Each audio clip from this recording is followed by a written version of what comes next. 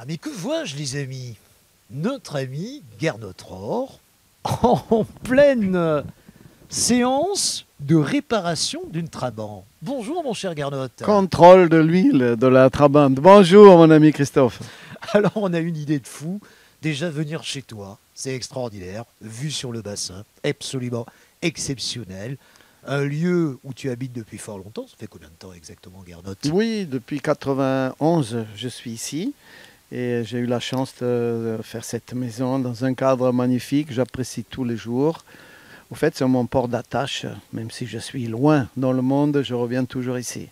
Alors mêler voiture et foot, ça va pas spécialement de soi. On a eu cette idée qui nous semble un petit peu saugrenue, mais finalement qui tient bien la route.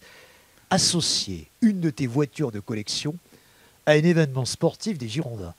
Et le premier souvenir auquel nous avons pensé, évidemment, c'est un match où vous aviez affronté en demi-finale de la Coupe de l'UEFA, c'est comme cela qu'il fallait l'appeler à l'époque, le Lokomotiv Leipzig.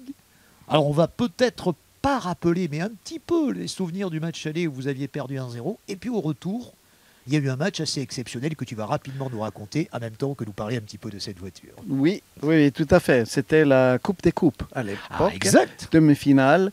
Et on perd chez nous 1-0. On va gagner 1-0 au match retour. Je jouais avec Alain Roche dans l'axe. Oui.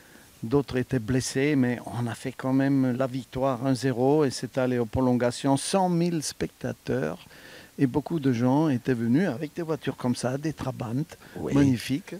Et donc on a eu ce magnifique match malheureusement perdu en pénalty 7-6. Alors on va rappeler que vous aviez disputé la Coupe des Coupes, moi-même j'ai commis une petite erreur, parce que l'année précédente, vous aviez battu Marseille, vous aviez gagné la Coupe de France, vous aviez ramené la coupe à la maison, hein, pour reprendre une expression consacrée, et c'est le fameux but d'Alain Giresse face à Joseph-Antoine Bell, ce lobe dont tout le monde se souvient, c'est cela? Oui, oui, c'était en avril 86, la finale Bordeaux-OM.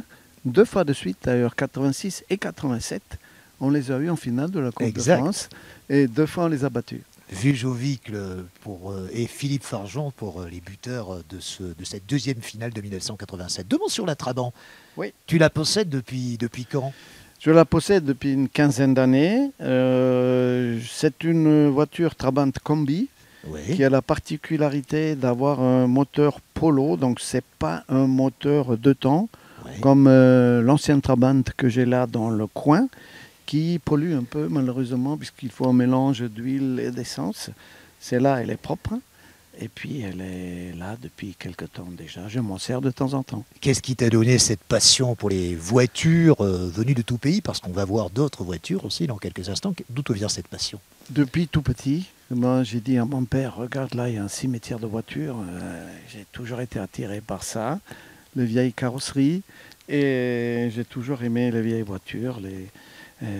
J'en ai pas beaucoup qui sont d'origine allemande. Malheureusement, là, c'est est-allemand, mais j'ai grandi avec des Volkswagen, des Mercedes, etc. Alors, la Trabant, c'était la voiture des Allemands de l'Est, il faut Oui, le rappeler. tout à fait. C'était la Deduche des Français, on va dire. Oui, C'était oui. la voiture du peuple. Alors, évidemment, pas la Volkswagen, Mhm. mais c'était la voiture populaire que la plupart des Allemands de l'Est avaient, pas tous quand même. Ouais, ouais, ouais, c'est C'était une l'Allemand de voiture. l'Est moyen, on va Oui, dire. oui, les oui, choses très ainsi. simple, rudimentaire, une carrosserie semi-plastique, semi-carton. Ouais. Ça ne pouvait pas rouiller, ça tombe bien ici pour le bord de mer. Et c'était une voiture qui était sur le plan technique excessivement simple et Ouais. qui marchait bien. Pas rapide, mais quand même solide. Et puis bon, dans le froid, ça démarrait toujours. Donc une voiture qui a fait l'histoire de l'Allemagne de l'Est. Alors, une petite anecdote sur ce match retour contre cette équipe du Lokomotiv Leipzig qui allait s'incliner en finale quelques semaines plus tard contre l'Ajax d'Amsterdam, 3-1 me semble-t-il, de mémoire. Est-ce que tu as le pénalty peut-être loupé de Zoran qui nous reste tous un petit peu en travers de la gorge? J'étais dans les 5 tireurs et Ouais. il y avait 100 000 personnes, il y avait l'envie d'aller en finale de la Ouais. Coupe d'Europe. Je l'ai marqué, j'ai dit comment je fais, je vais tirer croisé, pas regarder le gardien, fort dans le coin, ça a marché. Et puis mon ami Altmann, Wolfgang Altmann, que je connaissais depuis longtemps pour avoir joué contre la RDA en U20, et bien lui il était en face et il a mis aussi son penalty. Et c'est lui d'ailleurs qui m'a emmené l'autre voiture là-bas, Ah oui. de Leipzig, qui est une autre Trabant, Oui, qui est venue avec en 1990 quand le mur est tombé. oui, Et il me l'a emmené, lui personnellement. oui. Et il avait que 2 cylindres. Et en traçant la route Leipzig-Cap Ferré, il a pris une règle qui est passée par-dessus le massif central. Ah oui. Et donc il avait du mal à monter. Et il y a un des 2 cylindres qui s'est éteint avec un seul cylindre à 20 ou 30 km à l'heure. Et il a réussi à grimper, se faire doubler par les camions. Et il est arrivé ici épuisé après 30 heures de voyage. Une histoire incroyable. Et cette voiture, elle a le moteur 2 temps typique de l'époque. Allez, on rajeunit de 2 ans. Nous sommes en 1985. Un match dont tous les supporters se souviennent. 42 000 personnes au stade de l'Escure. C'est le match retour contre la Juve. Et on va en parler avec, évidemment, un classique. La Fiat 500, la voiture des Romains, la voiture de tous les Italiens. Alors aujourd'hui, la Fiat 500 a été largement relookée. Tu la tiens d'où cette voiture, cette petite Fiat? Celle-là, je l'ai achetée en 72 quand j'étais entraîneur à... Non, elle est de 72, pardon. Elle est de l'année 72. Et moi, je l'ai achetée quand j'étais entraîneur à Créteil en 2000. 2000-2001, la saison que je fais là-bas avec Alain Flelou, qui m'avait appelé à Créteil pour pouvoir monter une belle équipe parisienne, une deuxième équipe parisienne. Et donc j'ai trouvé cette voiture là-bas. Et elle est de 72, donc c'est l'année où j'ai commencé ma carrière de professionnel au Bayern. Ouais. Et souvenir aussi, évidemment, mais surtout souvenir aussi de nos aventures italiennes. Alors ces aventures italiennes, on te l'a souvent reproché, ce match aller où je crois tu te fais pousser dans le dos, tu n'y es pour rien. Rappelle-moi le nom de celui qui marque ce 3e but, me semble-t-il. Briaski, qui me Briaschi, pousse dans le voilà. dos, et l'arbitre suisse, M. Keller, a laissé faire. À l'époque, la Juve avait souvent des bons arbitres, Ouais.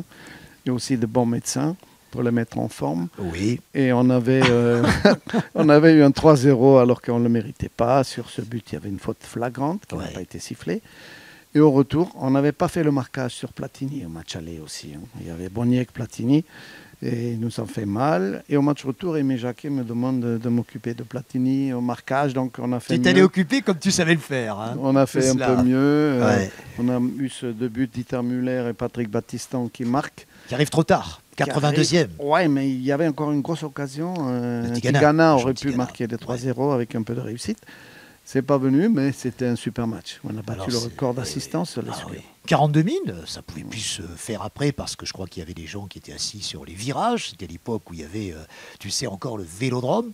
Hein, puisque évidemment Bordeaux était une étape de Tour de France, on terminait souvent les étapes à Bordeaux par le vélodrome et il y avait encore les virages. Moi j'étais dans un de ces virages, c'était au virage nord, je m'en souviens, et c'était incroyable parce que je crois que les gens avaient couché dehors pour avoir une place pour ce fameux match Bordeaux-Juve, hein, c'était incroyable. Hein. Tout à fait, oui. Exceptionnel, mais ça restera toujours un bon souvenir. Bien sûr. 3e moment de la carrière de Garnotte, tu n'es plus joueur, nous sommes en 1996. Tu es désormais entraîneur et il me semble qu'on vient te chercher dans le courant de la saison. Comment ça se passe cette saison 95-96? Oui. Il me semble. Hein. Alain Flelou m'appelle après l'élimination de l'équipe en Coupe de France contre Toulon, 3e division. Oui.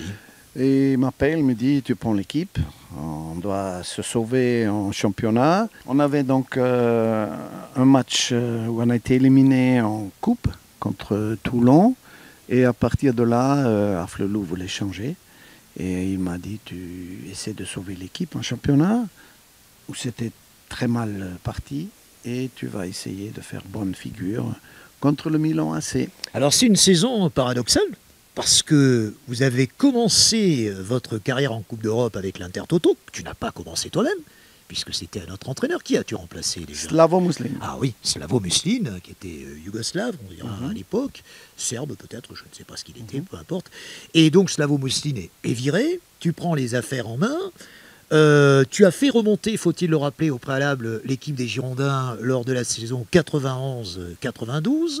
Tu n'es pas resté au club après, c'est Roland Courbis, hein, c'est quand même une carrière avec Je suis resté au club, mais Oui. avec les jeunes. Je suis Avec les retourné au centre de formation. Voilà. Et donc on fait appel au sauveur, Garnotte, Et vous avez cette carrière absolument extraordinaire en Coupe de l'UEFA cette fois-ci, où vous parvenez en demi-finale contre le Slavia de Prague. Alors ça nous amène à parler évidemment de la Škoda, qui est un véhicule tchèque. Comment as-tu acquis cette voiture déjà, Gernot? Cette voiture, je l'ai trouvée à Nice, lorsque j'entraînais l'OGC Nice, dans les débuts des années 2000. Et elle est exceptionnelle, il n'y en a que 5 en France comme ça, une Škoda Felicia. D'ailleurs, toujours immatriculée 06. Oui. Donc, collector. Voilà, je l'ai pris là-bas, je l'ai rénovée. Et je me fais plaisir un peu l'été avec cette magnifique voiture. Alors ces 2 matchs contre le Slavia, c'est la fête à Dugas, parce que je crois qu'il marque, me semble-t-il, et au match aller et au match retour. Le Slavia, c'est un petit peu l'équipe surprise à l'époque, hein? Oui, surprise oui et non, mais on se rappelle aussi que l'équipe de la Tchéquie a fait un très bon championnat d'Europe en Angleterre. Absolument. À l'époque, avec des grands joueurs, Schmitzer et compagnie. En 96. Et ils avaient donc pas mal de joueurs. Podorski, me Prague, semble-t-il, très bon joueur. Tout à fait, voilà. oui. Ouais. Et puis moi, en tant qu'Allemand, c'est pas trop loin de Prague, je connaissais un petit peu la ville et aussi cette équipe. Et du coup, cette voiture, elle est de là-bas. Elle a été construite en Tchéquie en 1961. Alors, Škoda, à l'époque, c'était indépendant. Aujourd'hui, c'est Volkswagen, mais à l'époque, c'était le joyau de la construction automobile tchèque, parce qu'on était déjà, effectivement, en République tchèque. Oui, il n'y en a pas eu beaucoup. C'était un pays communiste et il n'y avait que les quelques rares, on va dire, peut-être, présidents de partis communistes ou autres qui pouvaient se payer ça. Parce que c'était une voiture exceptionnelle pour Škoda. Il n'y en a pas eu beaucoup. Mais celle-ci est vraiment sympa parce qu'elle était capotable. Et puis j'ai même le hard top qui me permet de rouler un peu avec l'hiver aussi. Alors on va avancer et terminer là aussi par un autre joyau de ta collection. Alors celle-là va nous ramener quelques années en arrière à une période que les Français connaissent, plus au travers des films véritablement que parce qu'ils l'ont connu. Parce que ceux qui l'ont connu auraient aujourd'hui entre 80 et 90 ans, voire davantage, s'ils sont en vie. C'est évidemment la célèbre traction, et on se souvient des FFI, les forces françaises de l'intérieur qui défilaient dans ce Paris libéré. Hein, c'était, me semble-t-il, le 25 août 1944. Alors, ça nous amène bien sûr à ton attachement à la France, hein, ces 2 pays qui sont viscéralement attachés dans ton cœur, la France et l'Allemagne. Oui. Que t'inspire cette période de la Seconde Guerre?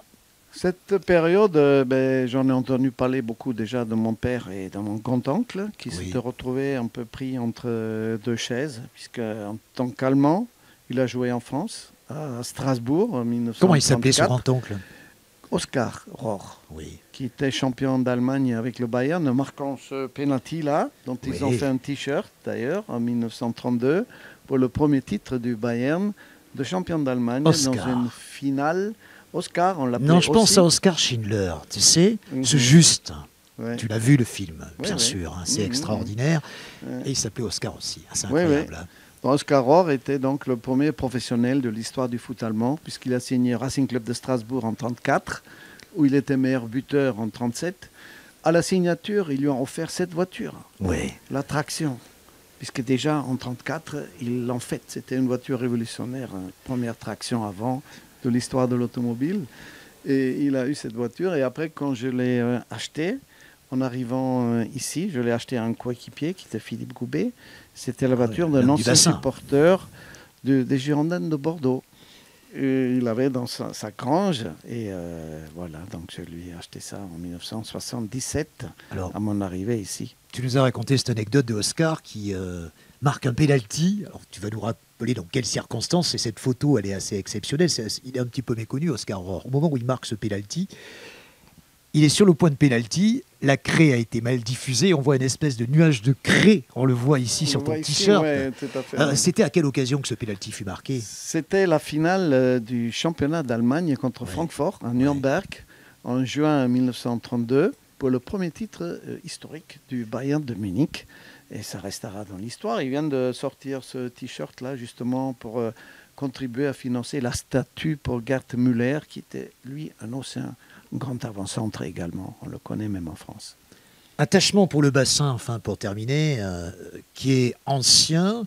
C'était l'ancien maire, M. Cazalet, c'est cela, de Lèche-Cap-Ferré, ça s'appelait comme ça à l'époque? Oui, tout à fait. Qui t'a donné cet attachement Non, lui, je l'ai connu plus tard quand j'ai rencontré sa fille. Mais non, l'attachement est venu de mon frère qui était étudiant en français, qui venait au Cap-Ferré rencontrer le directeur du petit train.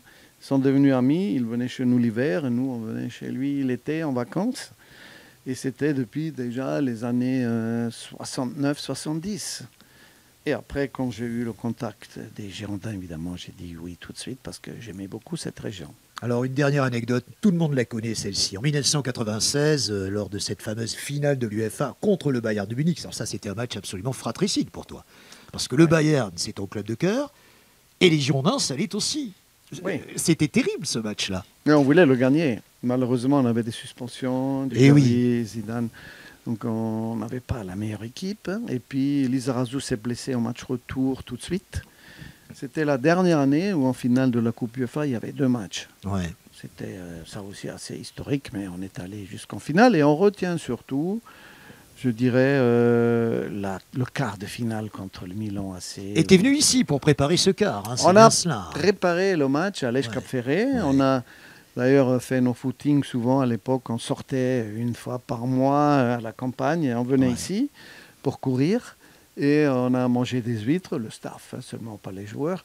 Et on a préparé ça 3 jours avant le match. Ici, c'est là que j'ai trouvé une perle dans une huître que j'ai mis dans la poche. Porte-bonheur contre le Milan AC. Elle m'a porté bonheur, mais je l'ai perdue au 3e but. Elle a dû partir quelque part dans la pelouse. Je ne l'ai plus jamais retrouvée. Ouais. Alors cet attachement pour les voitures, Gernot, il continue encore aujourd'hui. Il y a bien sûr quelques fleurons. Tu nous as montré les plus beaux de tes fleurons. Est-ce qu'il y a des voitures que tu aimerais acquérir? Y en a-t-il que tu rêves d'acquérir, que tu n'as pas? Comme ça, brûle pour point. Mais j'ai plus de place. Où veux-tu que je les mette là où je... Voilà. Plus de place maintenant. Mais une vieille Mercedes décapotable, j'aimerais bien. Est-ce qu'il t'arrive encore de t'émerveiller devant un coucher de soleil sur le bassin tous les soirs? Parce que tu les vois. Mais j'ai le soir que le reflet sur les bateaux du coucher du soleil, alors que le matin, j'ai le lever du soleil. Et l'hiver, il se lève juste en face de la maison. Il m'éclaire la maison tout en rouge. C'est ça qui m'émerveille chaque fois que je vois ça. C'est vraiment une superbe chose et une joie. On ne peut pas s'en lasser. C'est paradisiaque. Et quelle chance de pouvoir vivre, j'ai dit ça à mes enfants tous les jours, dans ces conditions face au bassin d'Arcachon. Gernot Rohr, amoureux du bassin et du foot, nous sommes ravis de vous le présenter tel que vous ne le connaissiez peut-être pas. C'était un petit peu son jardin intime que nous étions là ravis de partager avec vous, chers amis d'Aki Télé. À très bientôt.